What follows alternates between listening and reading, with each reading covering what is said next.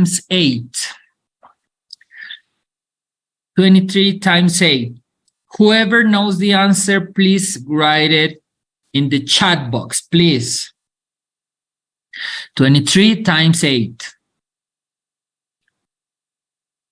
Marco, Irma, Sandra, Daniel, Lidia, Javier, Guadalupe. 23 times 8.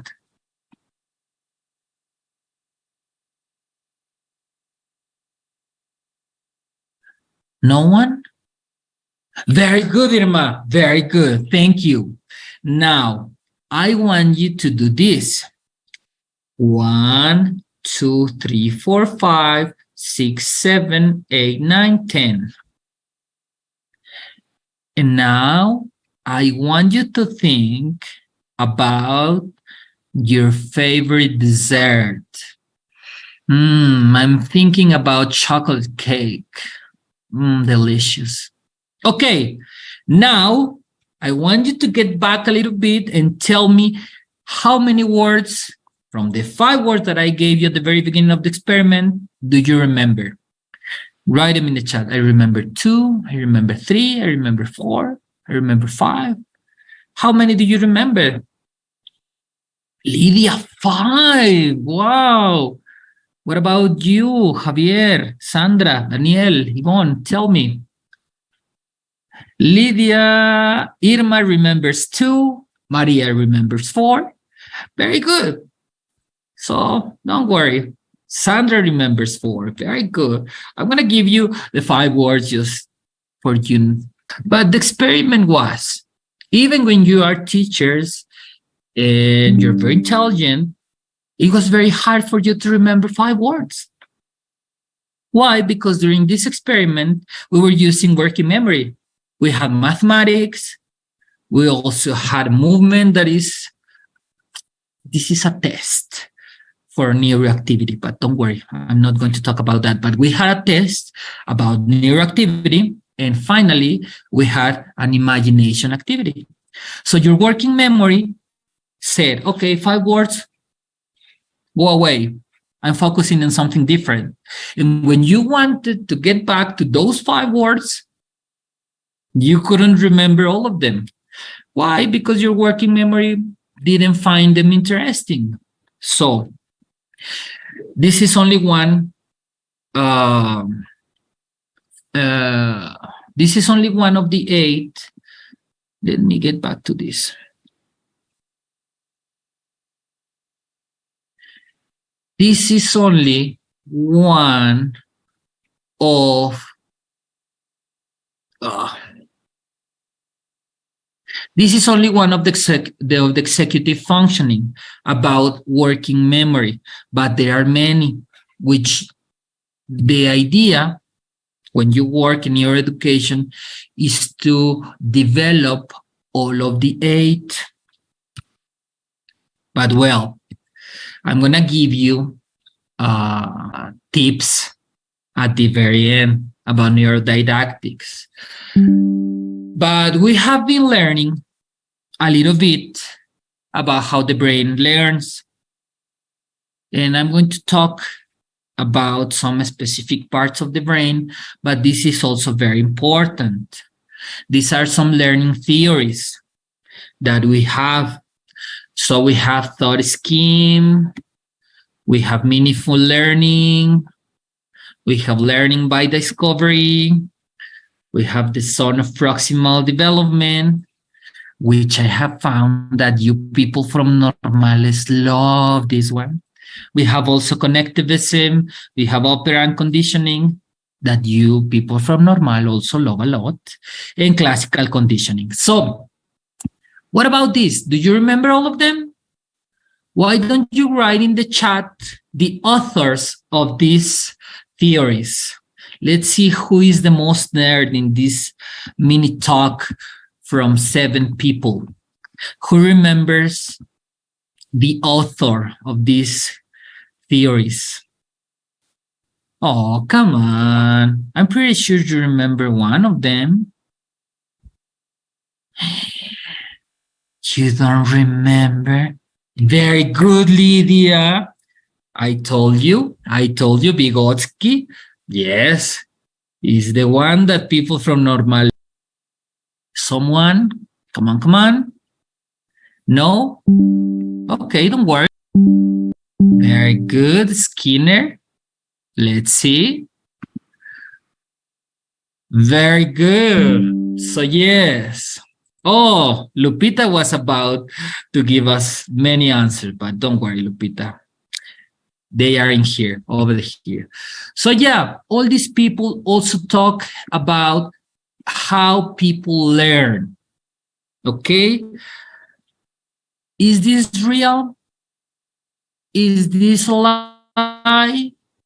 We will never know because they are only theories. Theories are very close to what neuroeducation proposed.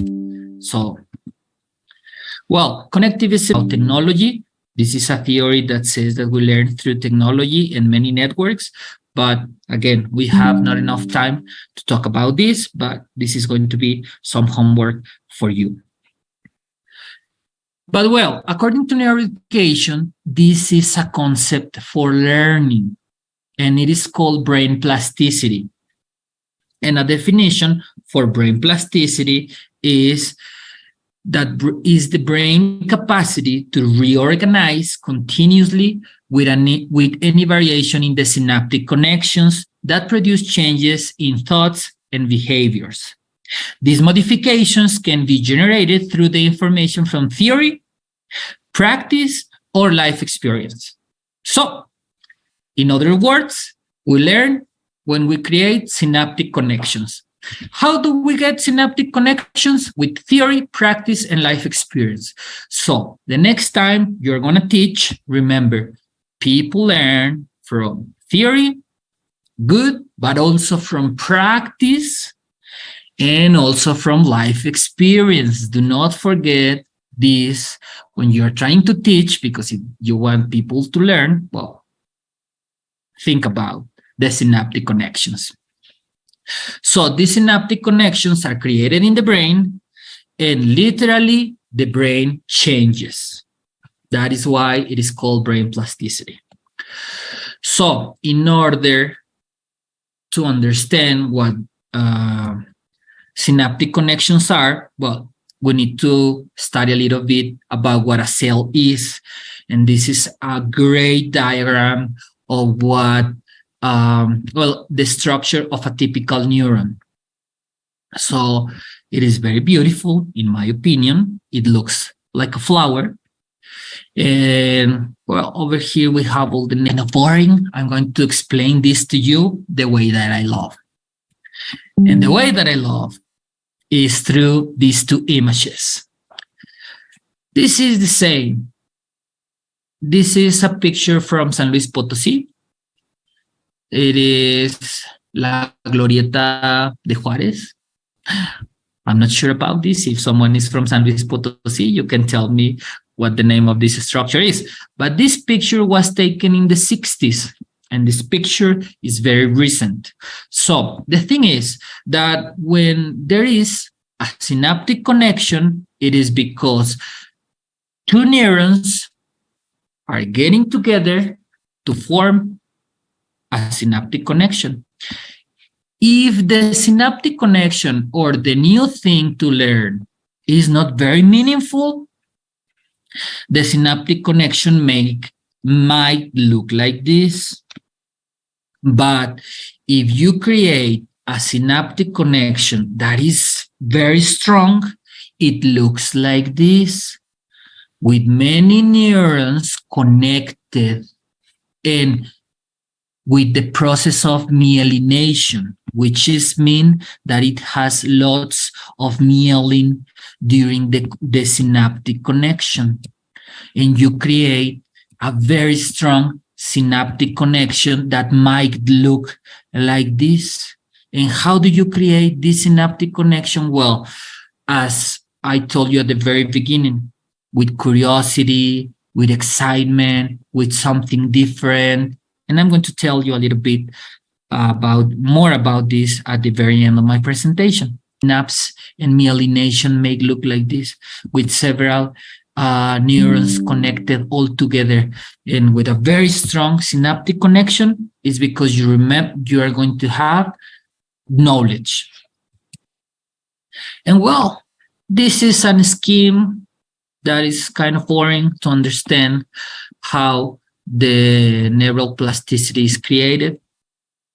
As you might know, I love more my example, but well, this is the scientific way of explaining the myelination process and the synaptic connection and the neural plasticity. Synaptic connections, yes, everyone is able to do it, yes. But if you take this into consideration, you can become, or you can get a healthier brain. With a healthier brain, you have best quality with your synaptic connection, which it is the result for better learning. So take this into consideration for yourself and for all your students. Nutrition is very important, what you have to eat. Yeah, but you may know a little bit like drinking water, not eating fats, healthy habits, blah, blah, blah. Good nutrition is very important for a healthier brain.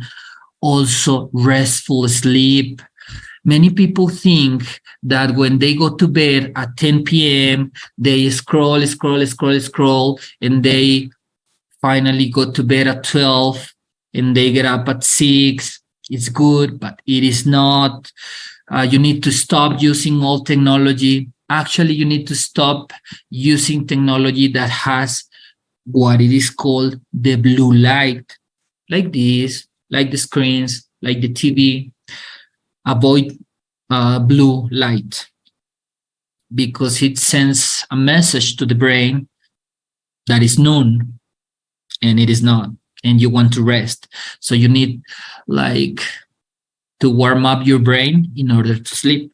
So avoid using all gadgets at 9 p.m. so you can have a deep sleep and you really rest.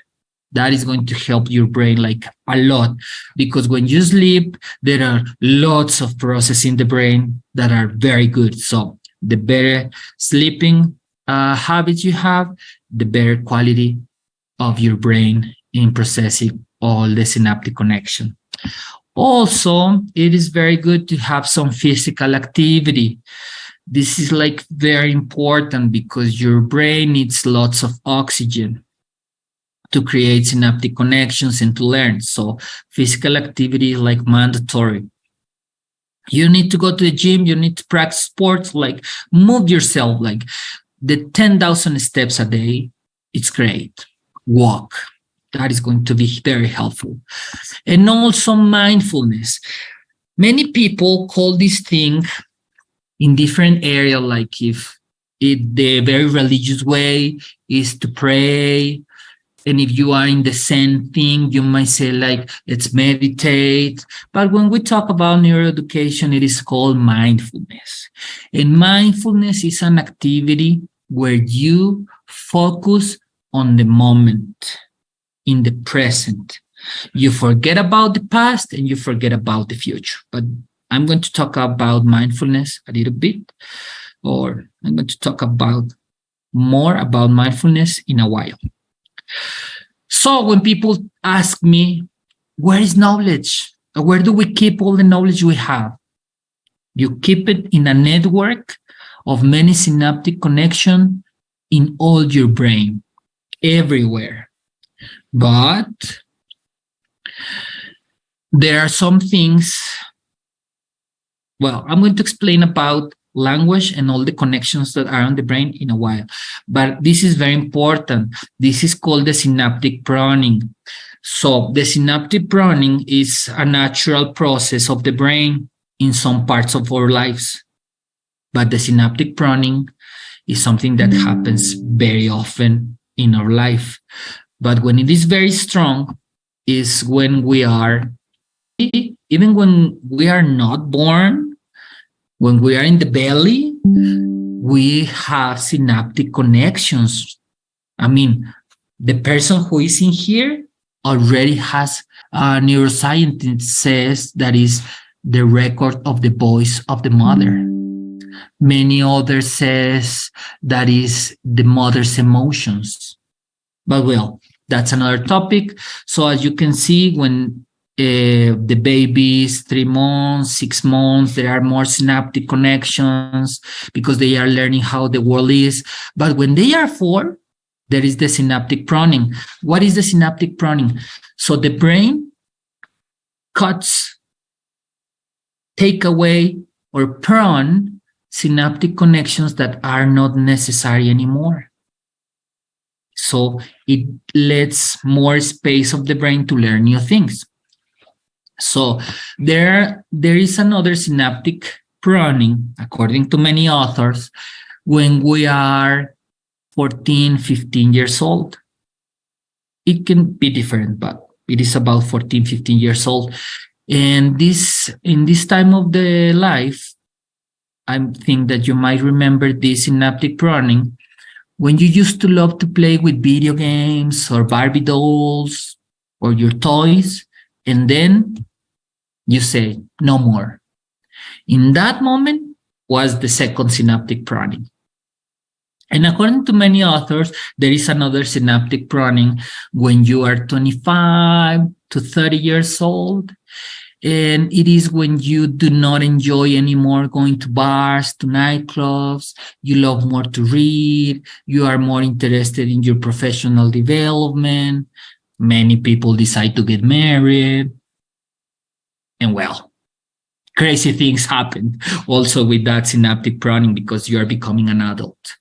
And well, those are the most or the strongest synaptic prunings from our life, but there are constant synaptic prunings every night. So if you as a teacher give some information to your students, but you do not work to have a very strong synaptic connection, your brain is going to prune that synaptic connection because it is not meaningful.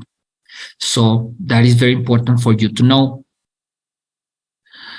And well, as we are talking about how the brain learns, it is very important that you understand that the brain is divided into 52 sections. It is divided into 52 sections because this guy, neurologist, Kirby and Brodmann, divided the brain into 52 sections according to the cytoarchitectonic characteristics. And these are the 52 sections in which the brain is divided. Every part of the brain has a purpose, but we, as an English teacher, we make care about 2 of them, that is area 44 and area 22.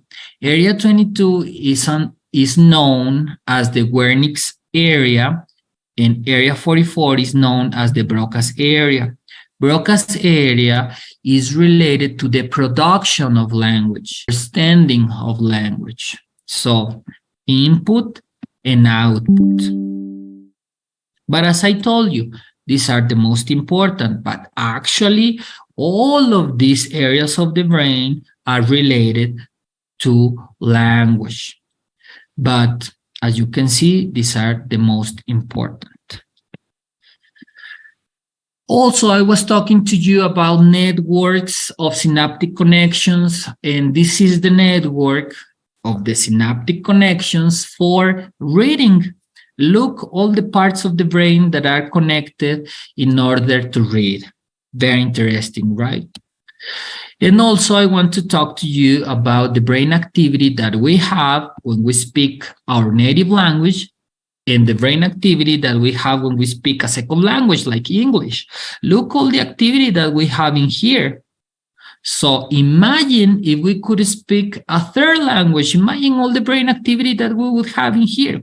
What is the result of having more activity, more brain activity? Well, skills, which it is translated in you are going to be better at learning anything.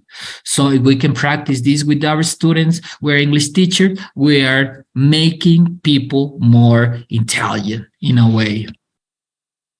And well, now we were talking about how the brain learns, but what does the brain learn? Or we are talking about brain activity, but we focus on language. So it is very important that during this conversation, I talk a little bit about what language is. Because if we're talking about the role of neuroeducation in the language acquisition process, well, we need to know what language is. And language, in the scientific way, it is considered, in my opinion, as linguistics.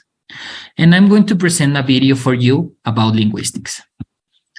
So just give me a minute and I'm going to share it with you.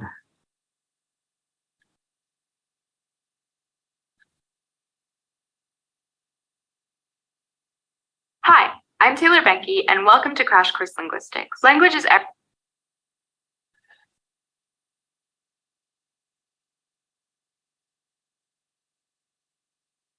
There you are.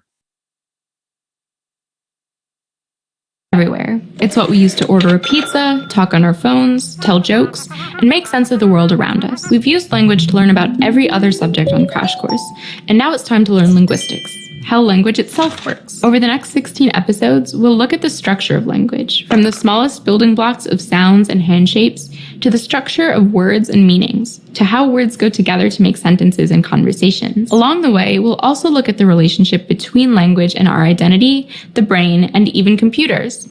We'll learn about writing, language acquisition, and the diversity of human languages. There are actually over 7,000 identified languages in the world today. That includes thousands of spoken languages and hundreds of sign languages. They can be found in small communities or span across multiple countries. They can be written or unwritten, and they can be learned through family, formal schooling, or broader social networks. Each one is a living experiment into how humans communicate. Throughout this series, we'll be sharing examples from widely known languages, as well as some you may not have encountered before. But we won't be learning one language in particular. Instead, we'll be looking at similarities and differences across many languages, learning how to think like a linguist about the languages we encounter in our everyday lives. We're excited to produce a series on linguistics because it's super relevant to lots of fields, including speech recognition and natural language processing, speech pathology teaching, or learning languages, not to mention for journalists, poets, translators, interpreters, and other people who work with language. And if that sounds like basically everyone, it kind of is. More generally, understanding linguistics helps us understand how our own minds and bodies work, and the hidden patterns in our interactions with other humans. It's also really fun, regardless of what part of language we're analyzing or which language as it's actually used. Linguistics is not about trying to establish and enforce one variety of language as better than another. After all, if we were studying rabbits, we wouldn't go around telling some rabbits that their hopping style is better than others. But this increased understanding of language does come with an ethical responsibility to be kind and compassionate with it. Before we get into it all, let me introduce myself. My name is Taylor Benke, and I'm a writer. Thank you, Taylor. As you could see, language is very important and understanding linguistics is very important. And well, you know, this lady just gave tons of information about linguistics and why it is important, but I'm gonna focus on some things that I think are very, very, very, very important for us as an English teachers to know about language. And good. Opa. So when we talk about linguistics, even if we don't know many things about linguistics, sociolinguistics, pragmalinguistics, and many things, we might know the branches of linguistics, which are phonetics, phonology, morphology, syntax, semantics, and pragmatics. And when you teach, you need to focus on these things. I mean, even when you're teaching reading, when you're teaching grammar, do not forget about the branches of linguistics, so your students know what they are doing with this new language, okay? So I'm not going to waste time explaining all of them. I'm pretty sure you know them, but think about them when you teach. And well, to talk about language acquisition, well, it is the process by which, well, according to Lightfoot, it is the process by which humans acquire the capacity to perceive and comprehend language, as well as to produce and use words and sentences to communicate. Language acquisition involves structures, rules, and representations. This is what we want our students to have, good language acquisition. So what does theory talk about this? What does the theory tell us about language acquisition? Well, we have some theories. We have several actually, but I found this the most important. So I'm going to tell you that San Agustin, this Catholic guy, was the very first person who wrote about language acquisition. And it was what he called the deductive way. We also have Skinner and Pavlov, who talk about behaviorism and how behaviorism. We also have Chomsky that talk about universal grammar and the nativism, great theory. Also, we have Vygotsky and Piaget that they talk about social constructivism, that language acquisition comes or is brought through social interaction. And then we have Krashen, that he talks about 5 hypotheses. All of them are great language acquisition theories about the natural order hypothesis. There is an order of topics that must be taught in order to learn new language. It is not like, oh, I'm an English teacher. Yes. How do you teach? Whatever it comes to my mind, that's what I teach. Today I can teach colors. Tomorrow, I'm going to teach passive voice, which is something that most of us use. Also, the acquisition and learning hypothesis. This is very interesting. If you have a student that has a TOEFL score of 600 points, but he goes to the States and he's not able to have a conversation, well, let me tell you, that student learned English, but he didn't have the language acquisition process. But you may have a student who is able to have a conversation, but he has a TOEFL score of 400. Guess what? He had a good language acquisition process, but he's not learning all the grammar rules and structures. So it is important to have a balance in the language acquisition process and the language learning process. It has to be a balance in order to have success. Well, also the monitor hypothesis, that it must be a conscious learning process in which the student must know and understand how he is having progress on this learning and acquisition process. The input hypothesis, well, whenever you're teaching, understand this. There must be comprehension. They are not learning. If you are teaching instructions, understand most of it, because that is comprehensible input. But if you are just teaching and they don't understand most of what you're saying, that is not comprehensible input. According to Krashen, he's not going to learn or have this language acquisition process. And finally, the affective filter hypothesis. Even neuroscience and neuroeducation says that we cannot learn if there is no emotion. The affective filter talks a little bit about this. A mental block caused by affective factors that prevents input from reaching the language acquisition device. So if you have mental blocks, if your teacher is very rude to you, mental block.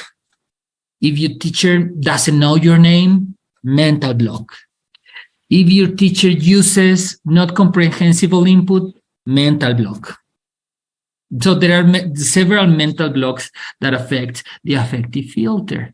And well, this is something that we might read more about this.